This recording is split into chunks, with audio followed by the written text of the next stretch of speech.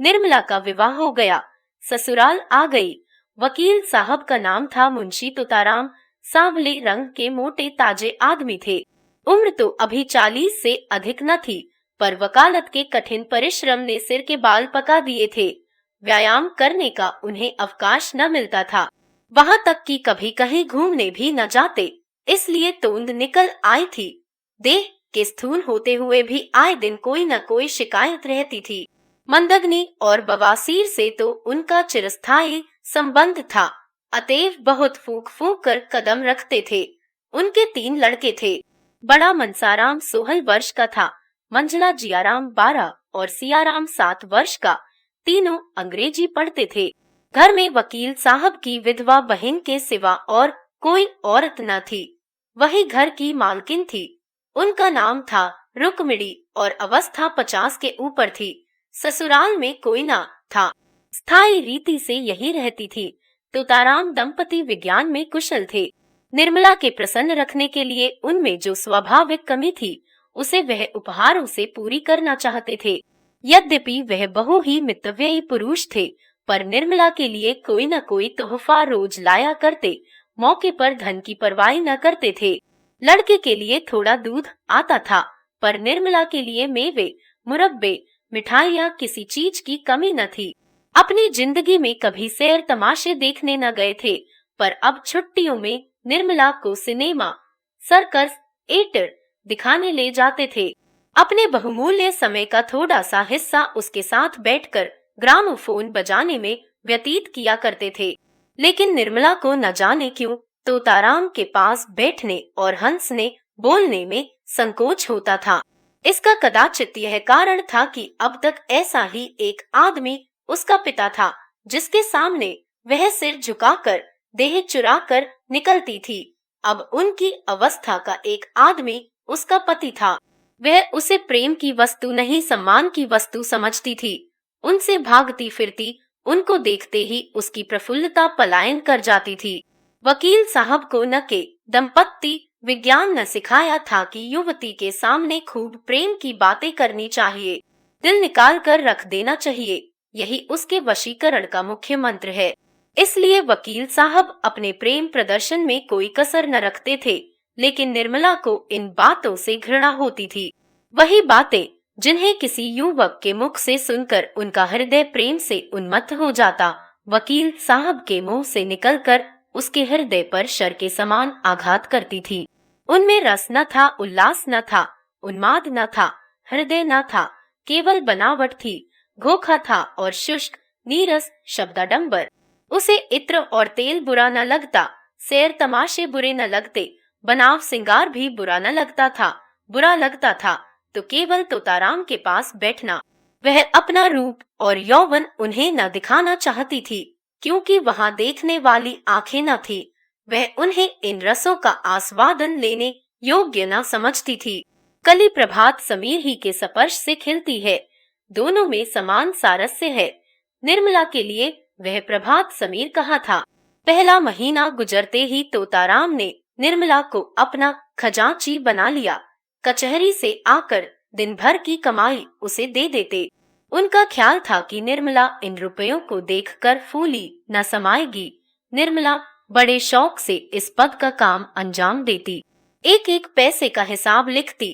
अगर कभी रुपए कम मिलते तो पूछती आज कम क्यों है। गृहस्थी के संबंध में उनसे खूब बातें करती। इन्हीं बातों के लायक वह उनको समझती थी। ज्यों ही कोई विनोद की बात उनके मुंह से निकल जाती, उसका मुख लिन हो जाता था। निर्मला जब वस्त्राभूषणों से अलंकृत होकर आईने के सामने खड़ी होती और उसमें अपने सौंदर्य की सुषमापूर्ण आभा देखती, तो उसका हृदय एक सतृष्ण कामना से तड़प उठता था। उस वक्त उसके हृदय में एक ज्वाला सी उठती। मन में आता इस घर में आग लगा दूं। अपनी माता पर क्रोध आता, पर सबसे अधिक क्रोध बेचारे निरपराध तोताराम पर आता। वह सदैव इस ताप से जला करती। बांका सवार लद्रदू टट्टू पर सवार होना कब पसंद करेगा, चाहे उसे पैदल ही क्यों न चलना पड़े। निर्मला की दशा उसी बांके सवार की सी थी। वह उस पर सवार होकर उड़ना चाहती थी। उस उल्लासमयी विद्युत गति का आनंद उठाना चाहती थी। टट्टू के हिनहिनाने और कनौतियां खड़ी करने से क्या आशा होती। संभव था कि बच्चों के साथ हंसने खेलने से वह अपनी दशा को थोड़ी देर के लिए भूल जाती, कुछ मनहरा हो जाता। लेकिन रुक्मिणी देवी लड़कों को उसके पास फटकने तक न देती, मानो वह कोई पिशाचिनी है जो उन्हें निगल जाएगी। रुक्मिणी देवी का स्वभाव सारे संसार से निराला था। यह पता लगाना कठिन था कि वह किस बात से खुश होती थी और किस बात से नाराज। एक बार जिस बात से खुश हो जाती थी, दूसरी बार उसी बात से जल जाती थी। अगर निर्मला अपने कमरे में बैठी रहती तो कहती कि न जाने कहाँ की मनहूसिन है। अगर वह कोठे पर चढ़ जाती या मेहरियों से बातें करती तो छाती पीटने लगती, न लाज है न शर्म, निगोड़ी ने हया भूल खाई, अब क्या कुछ दिनों में बाजार में नाचेगी। जब से वकील साहब ने निर्मला के हाथ में रुपए पैसे देने शुरू किए, रुक्मिणी उसकी आलोचना करने पर आरूढ़ हो गई। उन्हें मालूम होता था कि अब प्रलय होने में बहुत थोड़ी कसर रह गई है। लड़कों को बार बार पैसों की जरूरत पड़ती। जब तक खुद स्वामिनी थी उन्हें बहला दिया करती थी, अब सीधे निर्मला के पास भेज देती। निर्मला को लड़कों के चटोरापन अच्छा न लगता था, कभी कभी पैसे देने से इनकार कर देती। रुक्मिणी को अपने वागबाण सर करने का अवसर मिल जाता। अब तो मालकिन हुई है, लड़के काहे को जिएंगे, बिना माँ के बच्चे को कौन पूछे। रुपयों की मिठाइयाँ खा जाते थे, अब धेले धेले को तरसते हैं। निर्मला अगर चिढ़कर किसी दिन बिना कुछ पूछे ताछे पैसे दे देती तो देवी जी उसकी दूसरी ही आलोचना करती, इन्हें क्या लड़के मरे या जिए, इनकी बला से। माँ के बिना कौन समझाए कि बेटा बहुत मिठाइयाँ मत खाओ, आई गई तो मेरे सिर जाएगी, इन्हें क्या। यही तक होता तो निर्मला शायद जब्त कर जाती, पर देवी जी तो खुफिया पुलिस से सिपाही की भांति निर्मला का पीछा करती रहती थी।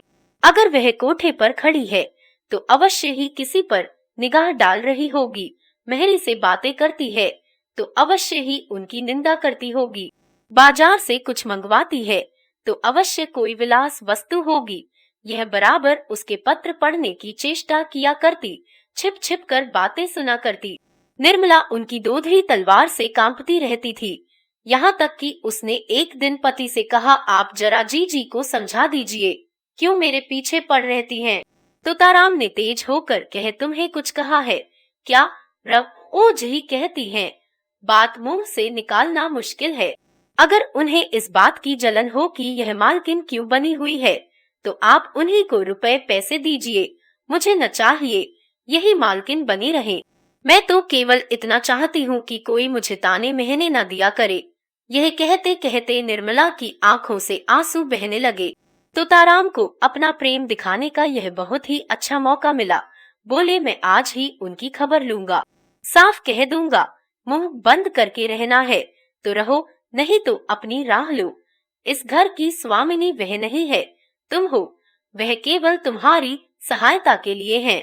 अगर सहायता करने के बदले तुम्हें दिक करती हैं, तो उनके यहाँ रहने की जरूरत नहीं। मैंने सोचा था कि विधवा हैं, अनाथ हैं, पांव भर आटा खाएंगी, पड़ी रहेंगी। जब और नौकर चाकर खा रहे हैं तो वह तो अपनी बहन ही है।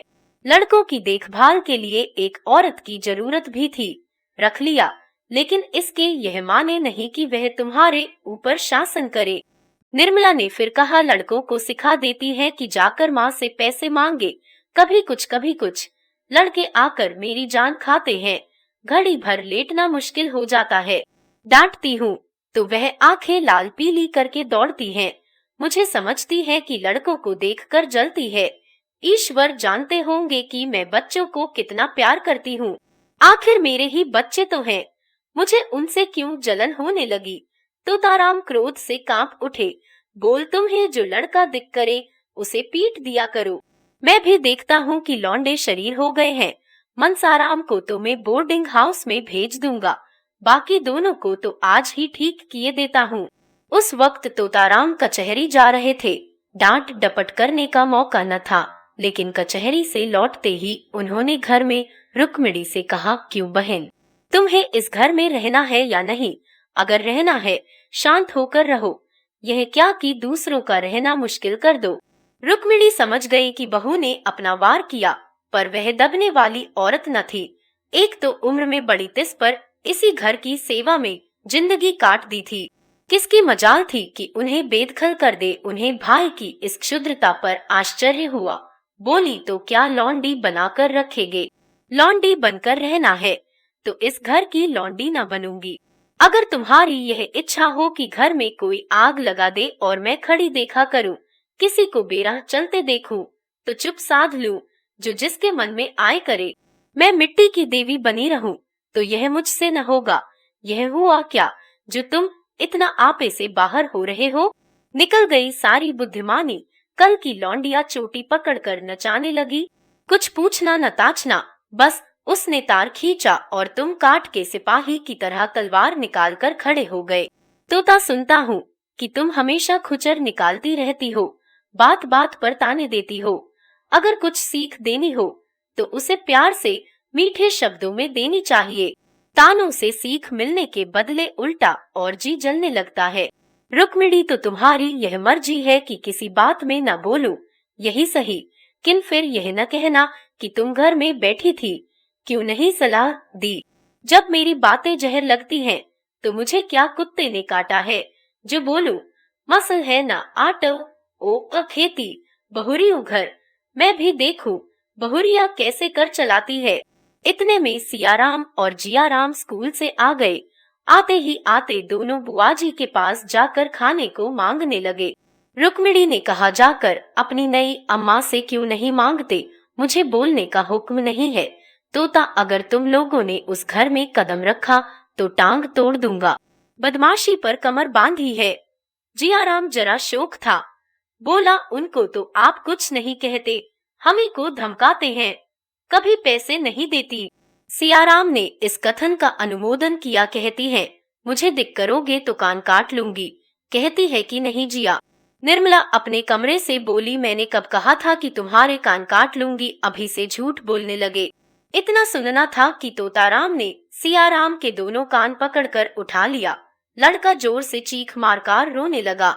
रुक्मिणी ने दौड़कर बच्चे को मुंशी जी के हाथ से छुड़ा लिया और बोली, बस रहने भी दो, क्या बच्चे को मार डालोगे? हाय हाय, अकान लाल हो गया। सच कहा है, नई बीवी पाकर आदमी अंधा हो जाता है। अभी से यह हाल है तो इस घर के भगवान ही मालिक हैं। निर्मला अपनी विजय पर मन ही मन प्रसन्न हो रही थी, लेकिन जब मुंशी जी ने बच्चे का कान पकड़कर उठा लिया तो उससे न रहा गया। छुड़ाने को दौड़ी पर रुक्मिणी पहले ही पहुंच गई थी। बोली, पहले आग लगा दी, अब बुझाने दौड़ी हो। जब अपने लड़के होंगे तब आंखें खुलेंगी, पराए पीर क्या जानू। निर्मला, खड़े तो हैं, पूछ लो ना, मैंने क्या आग लगा दी? मैंने इतना ही कहा था कि लड़के मुझे पैसों के लिए बार बार दिक करते हैं। इसके सिवाय जो मेरे मुंह से कुछ निकला हो तो मेरे आंखें फूट जाएं। तोता, मैं खुद इन लौंडों की शरारत देखा करता हूँ, अंधा थोड़े ही हूँ। तीनों जिद्दी और शरीर हो गए हैं। बड़े मियाँ को तो मैं आज ही हॉस्टल में भेजता हूँ। रुक्मिणी, अब तक तुम्हें इनकी कोई शरारत न सूझी थी, आज आंखें क्यों इतनी तेज हो गई? तोताराम, तुम ही न इन्हें इतना शोक कर रखा है। रुक्मिणी, तो मैं ही विष की गांठ हूँ, मेरे ही कारण तुम्हारा घर चौपट हो रहा है। लो, मैं जाती हूँ, तुम्हारे लड़के हैं, मारो चाहे काटो, न बोलूंगी। यह कहकर वह वहां से चली गई। निर्मला बच्चे को रोते देखकर विह्वल हो उठी। उसने उसे छाती से लगा लिया और गोद में लिए हुए अपने कमरे में लाकर उसे चुमकारने लगी। लेकिन बालक और भी सिसक सिसक कर रोने लगा।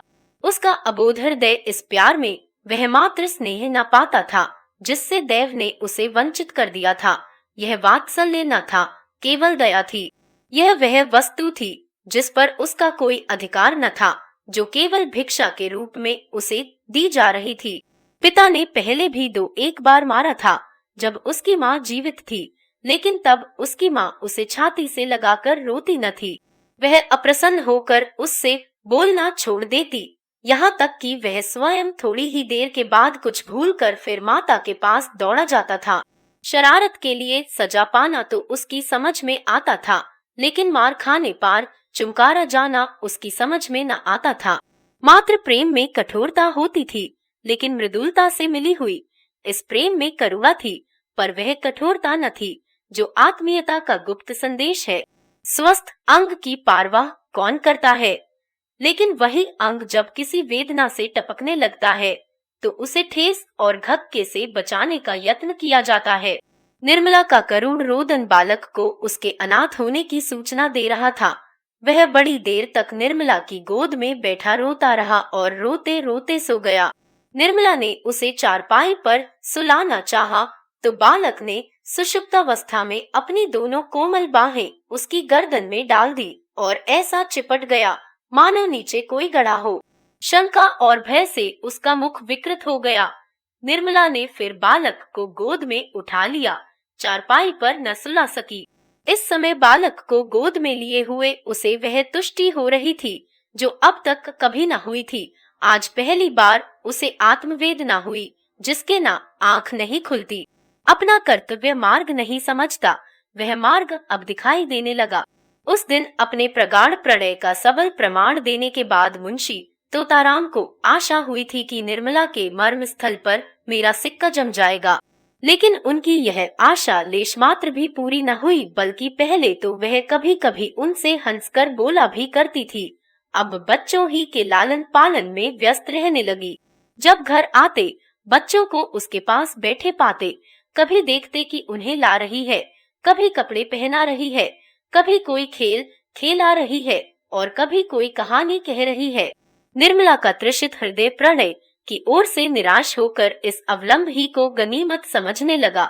बच्चों के साथ हंसने बोलने में उसकी मात्र कल्पना तृप्त होती थी। पति के साथ हंसने बोलने में उसे जो संकोच, जो अरुचि तथा जो अनिच्छा होती थी, यहाँ तक कि वह उठकर भाग जाना चाहती, उसके बदले बालकों के सच्चे सरल स्नेह से चित्त प्रसन्न हो जाता था। पहले मनसाराम उसके पास आते हुए झिझकता था, लेकिन मानसिक विकास में 5 साल छोटा। हॉकी और फुटबॉल ही उसका संसार, उसकी कल्पनाओं का मुक्त क्षेत्र तथा उसकी कामनाओं का हरा भरा बाग था। इकहरे बदन का छरहरा, सुंदर, हंसमुख, लज्जशील बालक था, जिसका घर से केवल भोजन का नाता था, बाकी सारे दिन न जाने कहाँ घूमा करता। निर्मला उसके मुंह से खेल की बातें सुनकर थोड़ी देर के लिए अपनी चिंताओं को भूल जाती और चाहती थी एक बार फिर वही दिन आ जाते जब वह गुड़िया खेलती और उसके ब्याह रचाया करती थी, और जिसे अभी बहुत ही थोड़े दिन गुजरे थे। मुंशी तोताराम अन्य एकांत सेवी मनुष्यों की भांति विषयी जीव थे। कुछ दिनों तो वह निर्मला को सैर तमाशे दिखाते रहे, लेकिन जब देखा कि इसका कुछ फल नहीं होता तो फिर एकांत सेवन करने लगे। दिन भर के कठिन मासिक परिश्रम के बाद उनका चित्त आमोद प्रमोद के लिए लालित हो जाता, लेकिन जब अपनी विनोद वाटिका में प्रवेश करते और उसके फूलों को मुरझाया, पौधों को सूखा और क्यारियों से धूल उड़ती हुई देखते, तो उनका जी चाहता क्यों न इस वाटिका को उजाड़ दूं। निर्मला उनसे क्यों विरक्त रहती है, इसका रहस्य उनकी समझ में न आता था। दंपति शास्त्र के सारे मंत्रों की परीक्षा कर चुके, पर मनोरथ पूरा न हुआ। अब क्या करना चाहिए, यह उनकी समझ में न आता था। एक दिन वह इसी चिंता में बैठे हुए थे कि उनके सहपाठी मित्र नयन सुखराम आकर बैठ गए और सलाम वलाम के बाद मुस्कुराकर बोले, आजकल तो खूब गहरी छंती होगी, नई बीवी का आलिंगन करके जवानी का मजा आ जाता होगा। बड़े भाग्यवान हो भाई, रूठी हुई जवानी को मनाने का इससे अच्छा कोई उपाय नहीं कि नया विवाह हो जाए। यहाँ तो जिंदगी बवाल हो रही है। पत्नी जी इस बुरी तरह चिमटी है कि किसी तरह पिंड ही नहीं छोड़ती। मैं तो दूसरी शादी की फिक्र में हूँ, कहीं डॉल हो तो ठीक ठाक कर दो। दस्तूरी में एक दिन तुम्हें उसके हाथ के बने हुए पान खिला देंगे। तोताराम ने गंभीर भाव से कहा, कहीं ऐसी हिमाकत न कर बैठना, नहीं तो पछताओगे। लौंडियां तो लौंडों से ही खुश रहती हैं, हम तुम अब उस काम के नहीं रहे। सच कहता हूँ, मैं तो शादी करके पछता रहा हूँ। बुरी बला गले पड़ी, असोचा था 2-4 साल और जिंदगी का मजा उठा लूं, पर उल्टी आंते गले पड़ी। नयन सुख, तुम क्या बातें करते हो, लौडियों को पंजों में लाना क्या मुश्किल बात है। जरा सैर तमाशे दिखा दो, उनके रूप रंग की तारीफ कर दो, बस रंग जम गया। तोता यह सब कुछ कर धर के हार गया। नयन, अच्छा कुछ इत्र तेल, फूल पत्ते, चाट वाट का भी मजा चखाया। तोता अजी यह सब कर चुका। दंपत्ति शास्त्र के सारे मंत्रों का इम्तिहान ले चुका। सब कोरी गप्पे हैं। नयन अच्छा, तो अब मेरी एक सलाह मानो, जरा अपनी सूरत बनवा लो। आजकल यहाँ एक बिजली के डॉक्टर आए हुए हैं जो बुढ़ापे के सारे निशान मिटा देते हैं। क्या मजाल की चेहरे पर एक झुर्रिया या सिर का बाल पका रह जाए। न जाने क्या जादू कर देते हैं कि आदमी का चोला ही बदल जाता है। तोता फीस क्या लेते हैं? नयन फीस तो सुना है शायद 500 रुपए। तोता अजी कोई पाखंडी होगा, बेवकूफों को लूट रहा होगा। कोई रोगन लगाकर 2-4 दिन के लिए जरा चेहरा चिकना कर देता होगा। इश्तहारी डॉक्टरों पर तो अपना विश्वास ही नहीं। 10-5 की बात होती तो कहता जरा दिल लगी ही सही। 500 रुपए बड़ी रकम है। नयन तुम्हारे लिए 500 रुपए कौन बड़ी बात है? 1 महीने की आमदनी है। मेरे पास तो भाई 500 रुपए होते तो सबसे पहला काम यही करता। जवानी के 1 घंटे की कीमत 500 रुपए से कहीं ज्यादा है। तोता अजी कोई सस्ता नुस्खा बताओ, कोई फकीरी जुड़ी बूटी जो कि बिना हर फिटकरी के रंग चीखा हो जाए। बिजली और रेडियम बड़े आदमियों के लिए रहने दो, उन्हीं को मुबारक हो। नयन तो फिर रंगीलेपन का स्वांग रचो। यह ढीला ढाला कोट फेंको, तंजेब की चुस्त अचकन हो, चुन्नटदार पाजामा, गले में सोने की जंजीर पड़ी हुई, सिर पर जयपुरी साफा बांधा हुआ, आंखों में सुरमा और बालों में हिना का तेल पड़ा हुआ। तोंद का पिचकना भी जरूरी है। दोहरा कमरबंद बांधे, जरा तकलीफ तो होगी, पार अचकन सज उठेगी। हिजाब में ला दूंगा, 150 गज ले, याद कर लो और मौके मौके से शेर पड़ी, बातों में रस भरा हो। ऐसा मालूम हो कि तुम्हें दीन और दुनिया की कोई फिक्र नहीं है, बस जो कुछ है प्रियतमा ही है। जवामर्दी और साहस के काम करने का मौका ढूंढते रहो। रात को झूठ मूठ शोर करो, चोर चोर और तलवार लेकर अकेले पिल पड़ो। हाँ, जरा मौका देख लेना, ऐसा न हो कि सचमुच कोई चोर आ जाए और तुम उसके पीछे दौड़ो, नहीं तो सारी कलई खुल जाएगी और मुफ्त के उल्लू बनोगे। उस वक्त तो जवामर्दी इसी में है कि दम साधे खड़े रहो, जिससे वह समझे कि तुम्हें खबर ही नहीं हुई। लेकिन ज्यों ही चोर भाग खड़ा हो, तुम भी उछलकर बाहर निकलो और तलवार लेकर कहाँ कहते दौड़ो। ज्यादा नहीं, 1 महीना मेरी बातों का इम्तिहान करके देखे। अगर वह तुम्हारी दम न भरने लगे तो जो जुर्माना कहो वह दो।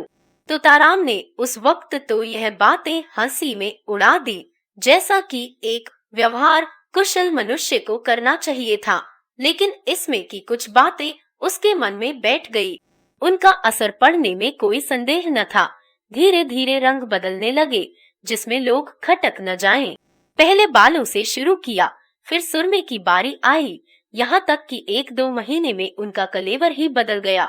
गजलें याद करने का प्रस्ताव तो हास्यास्पद था, लेकिन वीरता की डींग मारने में कोई हानि न थी। उस दिन से वह रोज अपनी जवामर्दी का कोई न कोई प्रसंग अवश्य छेड़ देते। निर्मला को संदेह होने लगा कि कहीं इन्हें उन्माद का रोग तो नहीं हो रहा है। जो आदमी मूंग की दाल और मोटे आटे के 2 फुलके खाकर भी नमक सुलेमानी का मोहताज हो, उसके छैलेपन पर उन्माद का संदेह हो तो आश्चर्य ही क्या। निर्मला पर इस पागलपन का और क्या रंग जमता हो। उसे उन पार दया आजे लगी। क्रोध और घृणा का भाव जाता रहा। क्रोध और घृणा उन पर होती है जो अपने होश में हो। पागल आदमी तो दया ही का पात्र है। वह बात बात में उनकी चुटकियां लेती, उनका मजाक उड़ाती, जैसे लोग पागलों के साथ किया करते हैं। हाँ, इसका ध्यान रखती थी कि वह समझ न जाएं। वह सोचती, बेचारा अपने पाप का प्रायश्चित कर रहा है। यह सारा स्वांग केवल इसलिए तो है कि मैं अपना दुख भूल जाऊं। आखिर अब भाग्य तो बदल सकता नहीं, इस बेचारे को क्यों जलाऊं। एक दिन रात को 9 बजे तोताराम बाके बने हुए सैर करके लौटे और निर्मला से बोले, आज 3 चोरों से सामना हो गया, जरा शिवपुर की तरफ चला गया था। अंधेरा था ही। ज्यों ही रेल की सड़क के पास पहुंचा तो 3 आदमी तलवार लिए हुए न जाने किधर से निकल पड़े। यकीन मानो तीनों काले देव थे। मैं बिल्कुल अकेला, पास में सिर्फ यह छड़ी थी। उधर तीनों तलवार बांधे हुए होश उड़ गए। समझ गया कि जिंदगी का यही तक साथ था, मगर मैंने भी सोचा मरता ही हूँ तो वीरों की मौत क्यों न मरूं। इतने में एक आदमी ने ललकार कर कहा, रख दे तेरे पास जो कुछ हो और चुपके से चला जा। मैं छड़ी संभाल कर खड़ा हो गया और बोला, मेरे पास तो सिर्फ यह छड़ी है और इसका मूल्य एक आदमी का सिर है। मेरे मुंह से इतना निकलना था कि तीनों तलवार खींचकर मुझ पर झपट पड़े और मैं उनके वारों को छड़ी पर रोकने लगा। तीनों झल्ला झल्ला कर वार करते थे। खटाके की आवाज होती थी और मैं बिजली की तरह झपट कर उनके तारों को काट देता था। कोई 10 मिनट तक तीनों ने खूब तलवार के जौहर दिखाए, पर मुझ पर रेफ तक न आई। मजबूरी यही थी कि मेरे हाथ में तलवार न थी। यदि कहीं तलवार होती तो एक को जीता न छोड़ता। खैर, कहाँ तक बयान करूं। उस वक्त मेरे हाथों की सफाई देखने काबिल थी। मुझे खुद आश्चर्य हो रहा था कि यह चपलता मुझ में कहाँ से आ गई। जब तीनों ने देखा कि यहाँ दाल नहीं गलने की, तो तलवार म्यान में रख ली और पीठ ठोक कर बोले, जवान, तुम सा वीर आज तक नहीं देखा।